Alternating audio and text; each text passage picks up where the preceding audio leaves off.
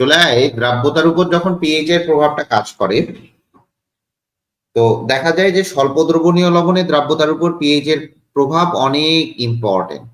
মানে এই যে দ্রাব্যতার উপর পিএইচ এর প্রভাব, এটা হচ্ছে স্বল্প দ্রবণীয় লবণের জন্য, স্বল্প দ্রবণীয় লবণের জন্য।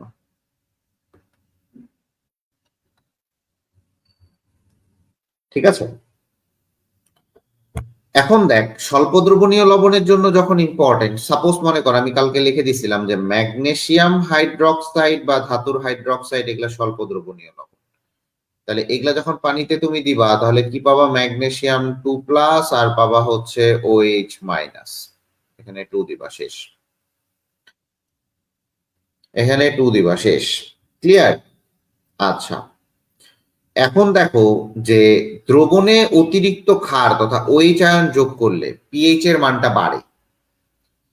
যেটা আছে এটা OH আছে, OH আছে, OH আছে, ঠিক আছে। এখন OH আছে, তুমি আরো OH যোগ করবা, আরো OH যোগ করবা।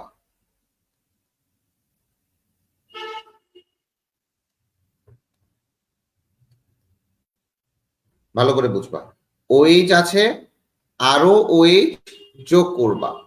তাহলে OH আছে, আরো OH যোগ করবা, তাহলে কি হবে? ক্ষারত্বটা বাড়বে না বা ক্ষারটা বাড়বে না? হ্যাঁ, তুমি কিন্তু এখানে সমআয়নটাও দেখাইতে পারো, ভাইয়া সমআয়ন হচ্ছে, এটা দেখাতে পারো। কিন্তু এখানে দেখো ক্ষারটা বেড়ে যাচ্ছে। আমি আবারও বলতেছি, ক্ষারটা বেড়ে যাচ্ছে। আমার কথা বুঝছো? ক্ষারটা বেড়ে যাচ্ছে। যদি ক্ষারটা বেড়ে যায় তো সেই ক্ষেত্রে তো আমার পিএইচটা কি হয়ে যাবে? পিএইচটা কি হয়ে যাবে? পিএইচটাও বেড়ে যাবে।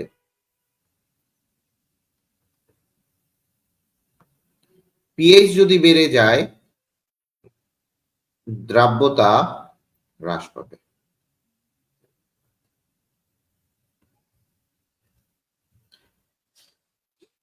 দ্রাব্যতা কি পাবে? হ্রাস পাবে।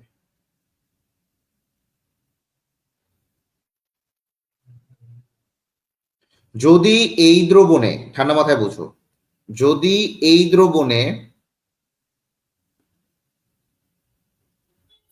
তুমি H+ আয়ন দাও,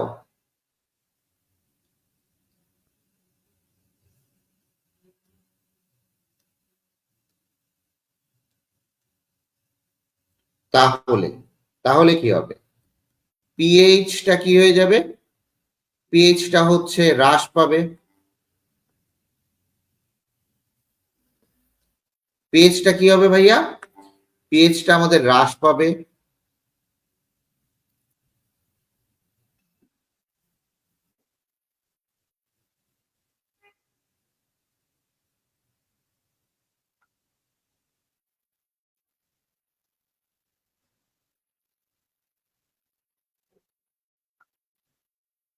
ঠিক আছে, পিএইচটা হ্রাস পাবে।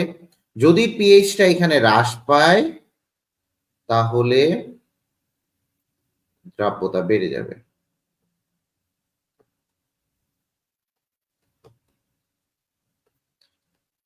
এইখান থেকে তুমি এইটুকু কনফার্ম করতে পারতেছো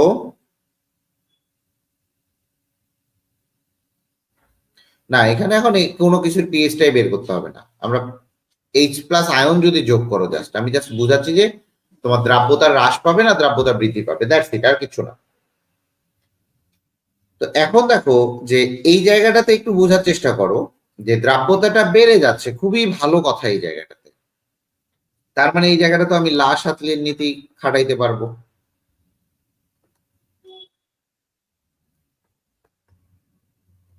নীতি ইউজ করতে পারবো।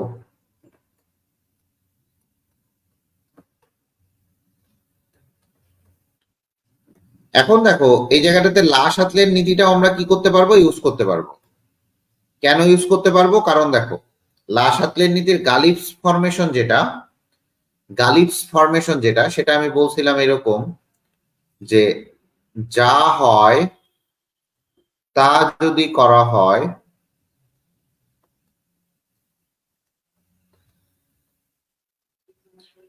বিক্রিয়া উল্টো দিকে যাবে।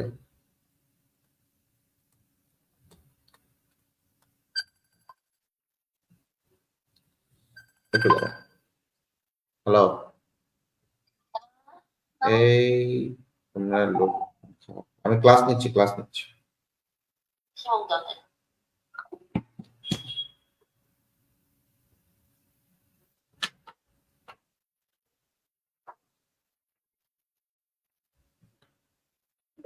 তাহলে দেখো, যা হয় তাই যদি করা হয় বিক্রিয়া উল্টো বসে যাবে, তার মানে দ্রাব্যতা কমবে আর কি। যাই হোক, এখন পিএইচ বেশি, আরো পিএইচ বাড়াবা, তাহলে দ্রাব্যতা হ্রাস পাবে।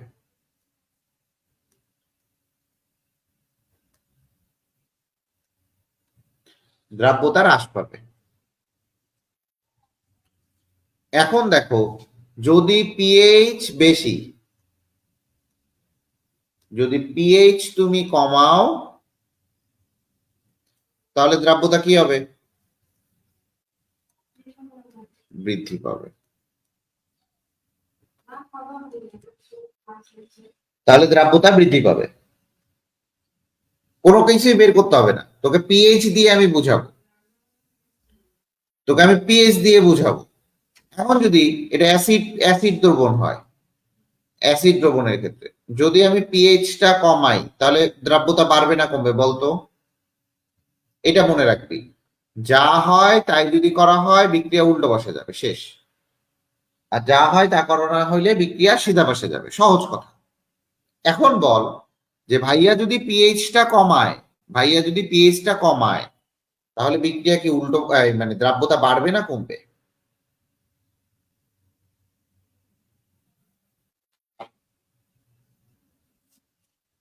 দ্রাব্যতা বাড়বে না কমবে বলো তো?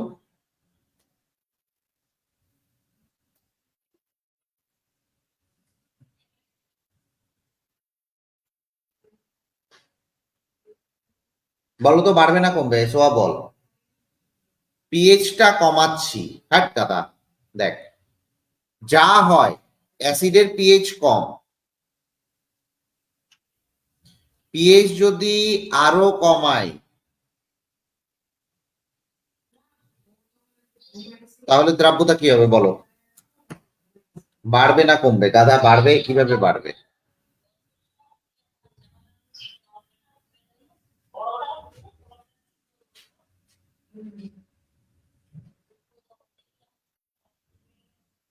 পিএইচ বাড়বে না কমবে এটা বলো।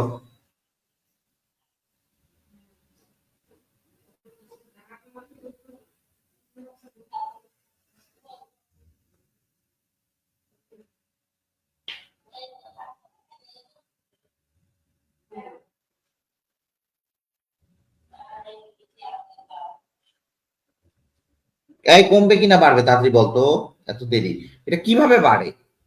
দেখ, পিএইচ কমতেছে, তুমি আরো কমাচ্ছ, উল্টো পাশে যাবে, মানে দ্রাব্যতা কমবে। আবার পিএইচ কম, পিএইচ যদি আমি বাড়াই, তাহলে আর পিএইচ বাড়াবো কিভাবে? পিএইচ বাড়াবো আমি ওএইচ আয়ন যোগ করে, আর পিএইচ কমাবো আমি এইচ প্লাস আয়ন যোগ করে।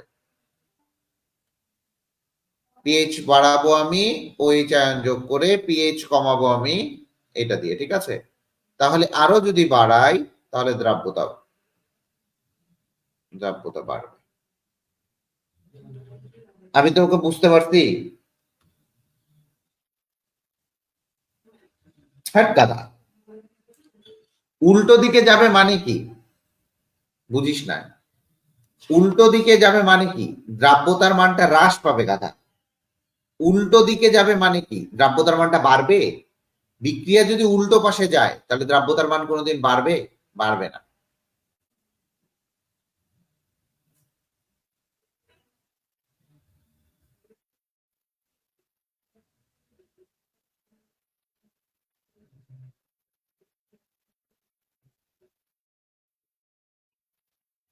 হ্যাঁ, বিক্রিয়া বাম দিকে প্রশমিত আসবে।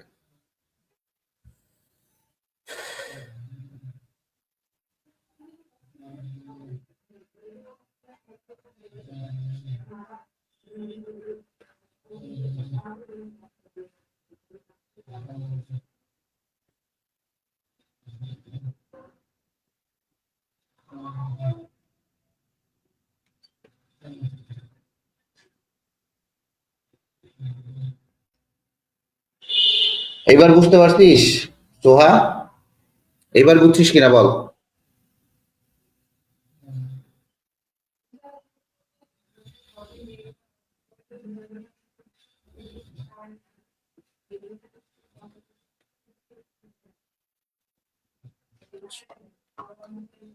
এখন দেখ, কয়েকটা জিনিস দেখবি ভালো মতো। সিলভার সালফেট, একটু বুঝবি এটা। মনে কর আমি সিলভার ফসফেট দিলাম, Hg3PO4, এর দ্রাব্যতা দ্রাব্যতা দেখবি পানি অপেক্ষা অ্যাসিড মাধ্যমে অধিক।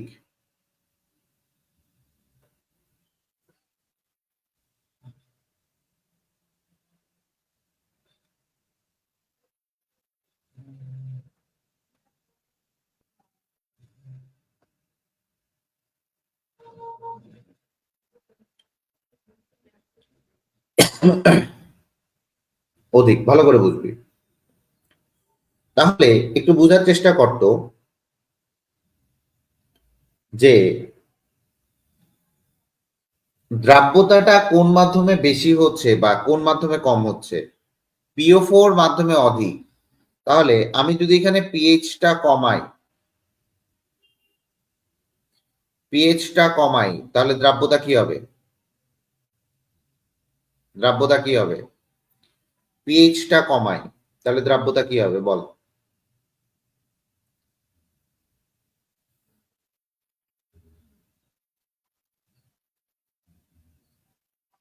পিএইচটা যদি কমাই,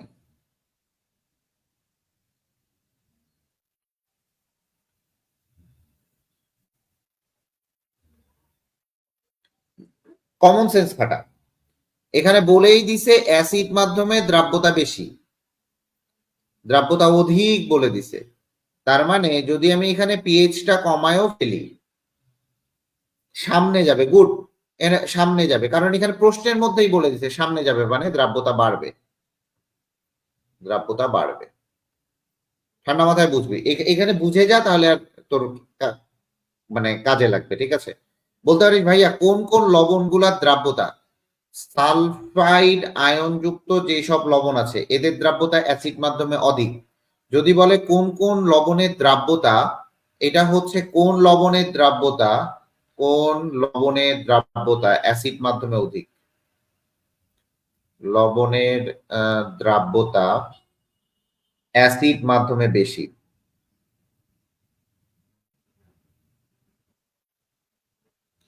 তাহলে তুমি এইভাবে লিখবা যে সালফাইড আয়ন যুক্ত, সালফাইড আয়ন, এই যে সালফাইড আয়ন, ভালো করে বুঝবা, সালফাইড আয়ন এটা হচ্ছে অ্যাসিড মাধ্যমে বেশি। ঠান্ডা মাথায় বুঝো। CO3 2- কার্বনেট আয়নের দ্রাব্যতা অ্যাসিড মাধ্যমে বেশি। অক্সালেট আয়ন C2O4 2- এর দ্রাব্যতা অ্যাসিড আয়নে বেশি। CrO4 2- এর দ্রাব্যতা, এই সব অ্যানায়ন যুক্ত স্বল্প দ্রবণীয় লবণের দ্রাব্যতা, এদের যে লবণগুলা এদের দ্রাব্যতা হচ্ছে অ্যাসিড মাধ্যমে বেশি, এদের দ্রাব্যতা অ্যাসিড মাধ্যমে বেশি। ক্লিয়ার? এদের দ্রাব্যতা অ্যাসিড মাধ্যমে বৃদ্ধি পায় বা বেশি হয়। ঠিক আছে?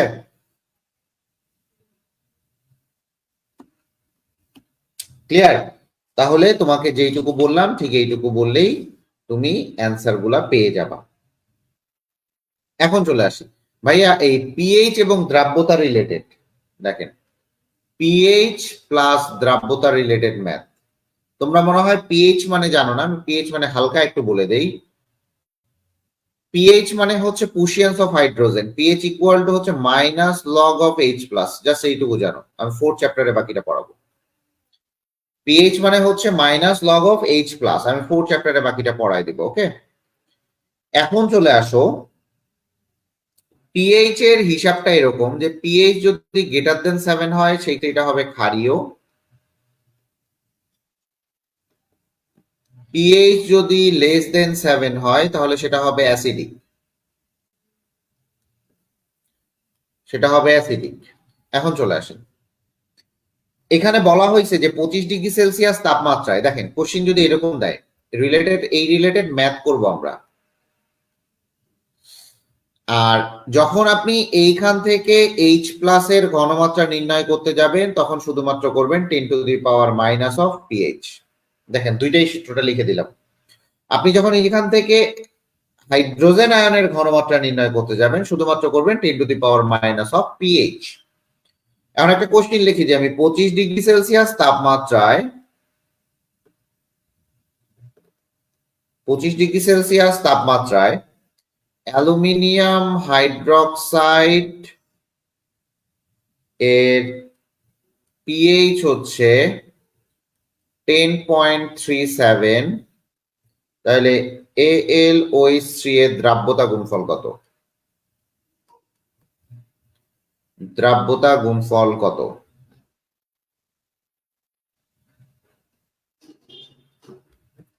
তাহলে আপনি এই জায়গা থেকে কোশ্চেনটা এখানে বুঝতে পারতেছেন, আপনার পিএইচ বলা আছে এবং দ্রাব্যতা গুণফল চাইছে। তাহলে দ্রাব্যতা গুণফল চাইলে আমার এর ঘনমাত্রাটা মানে বা দ্রাব্যতা যেটা সেটা আমার জানতে হবে।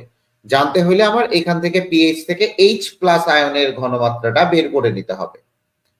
পিএইচ বলা আছে, তাহলে দেখেন আবার আরেকটা জিনিস মনে রাখবেন, pH plus pOH is equal to হচ্ছে 40।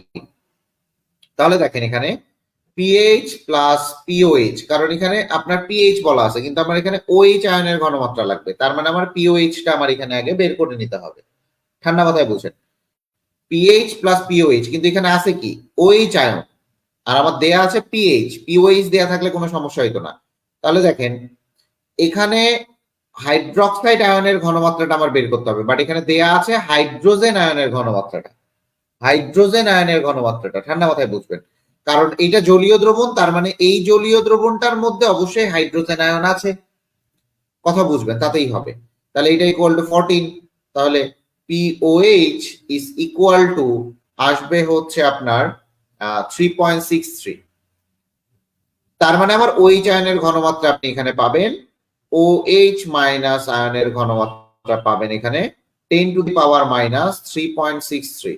অ্যান্সারটা করেন তো কত আসে? 10 টু দি পাওয়ার মাইনাস 3.63, এটা করেন।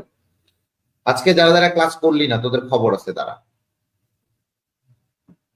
তো আমার চিত্রের উপরে এটা উঠে গেছে, দেখেন এখানে লেখেন pH plus pOH is equal to হচ্ছে 14।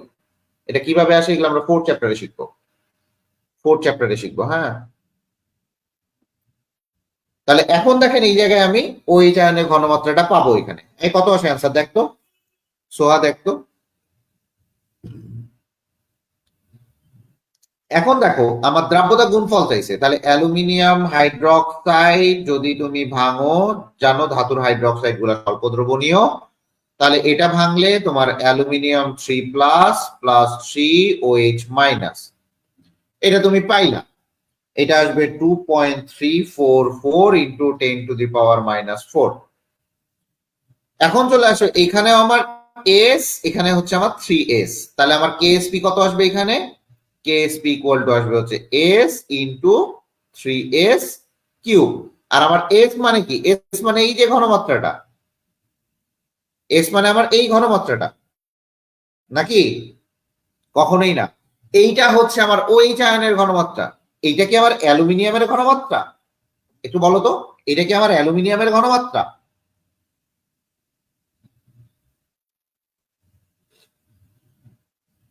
এটা কি আমার অ্যালুমিনিয়ামের ঘনমাত্রা?